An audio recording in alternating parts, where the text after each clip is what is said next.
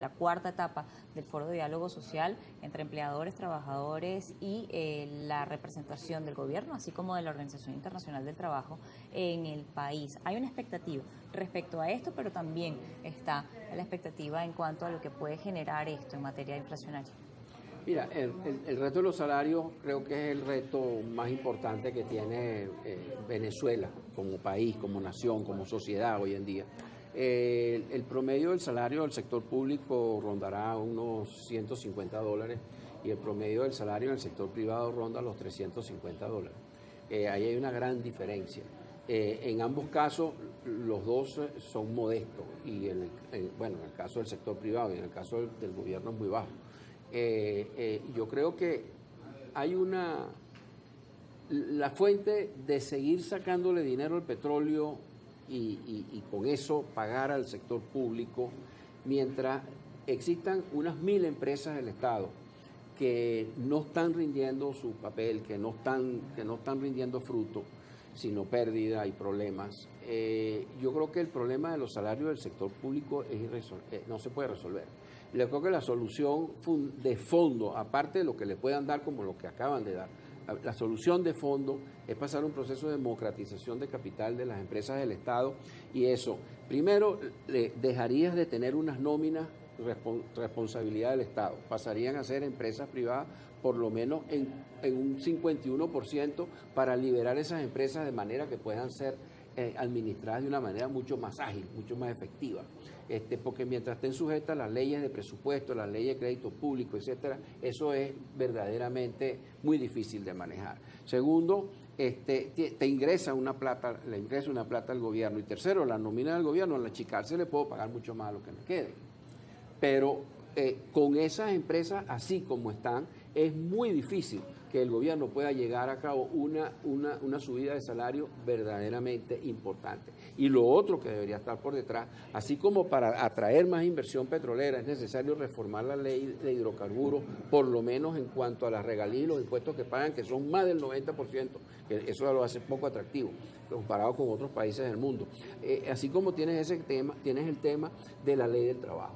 La ley del trabajo es un freno, es reaccionaria la ley del trabajo. La ley del trabajo blinda a los que tienen trabajo, pero le asegura a los que no lo tienen que va a ser muy difícil que alguien esté dispuesto para poner, incluyendo el gobierno, para aumentarle el salario a alguien o para crear un nuevo puesto de trabajo.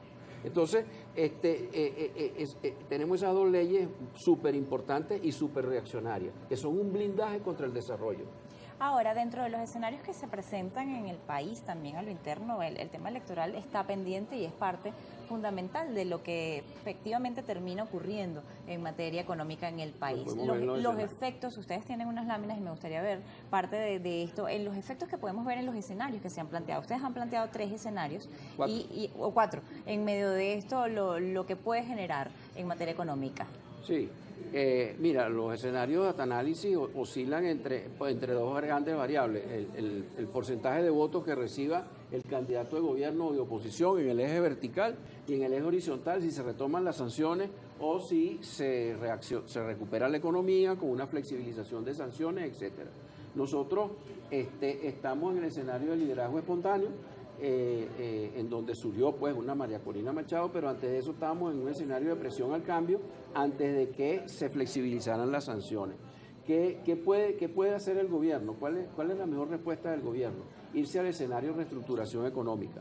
¿En qué consiste reestructuración económica? Bueno, en buena parte lo que decía de un buen proceso de democratización del capital de las empresas del Estado y por otro lado rescatar el crédito bancario, reducir muchos de los impuestos, etcétera, crear condiciones para que la empresa privada invierta y diversifique las exportaciones venezolanas, algo como el sembrar el petróleo del doctor Uslar Pietri.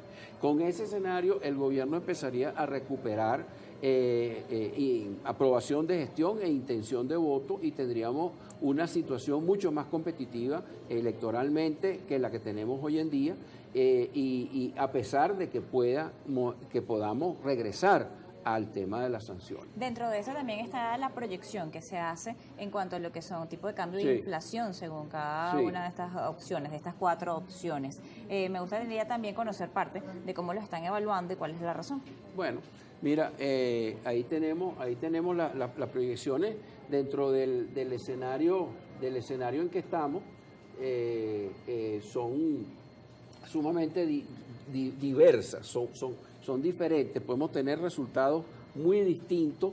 En este momento estamos en ese escenario de liderazgo espontáneo donde podemos tener un 8% del PIB en crecimiento y el consumo puede crecer el 10%, la inflación 180% y la tasa de cambio final del año el 70%. Sin embargo, si el gobierno se va al escenario de presión al cambio, que es en donde estamos, y regresando a las sanciones, entonces el crecimiento en vez de ser de 8 es de 1,5. El crecimiento del consumo en vez de ser de 10 es de 3.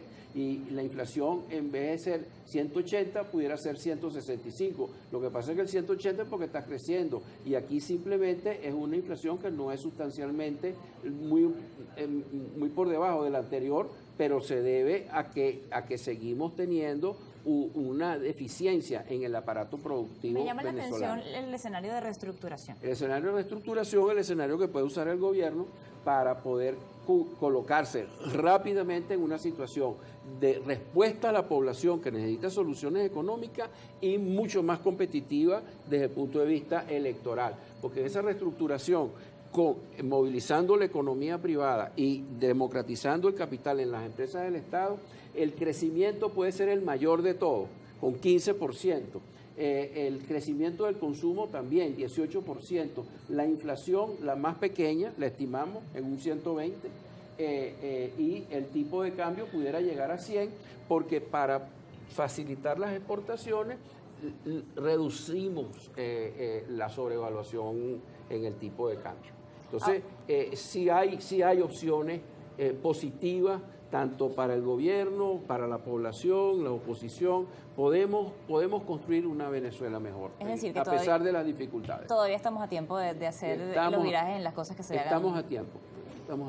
Bien, vamos a ver que efectivamente cuál de todos estos escenarios logra cristalizarse, ojalá sea el mejor para el futuro de todos. Me llamó mucho la atención que el gobierno no lo hiciera cuando tuvimos el traspié en agosto del 2022 con el disparo del tipo de cambio y el disparo de la inflación. El gobierno ha podido, si no tenía los recursos, porque todavía estamos sancionados, hubiera podido optar por esas medidas de acercamiento a la empresa y movilización de la empresa privada y democratización del capital. Pero bueno, parece haber en este momento disposición por parte del sector privado. Segunda oportunidad. También. Vamos a ver, esperemos que no lleguemos a una tercera. Le agradezco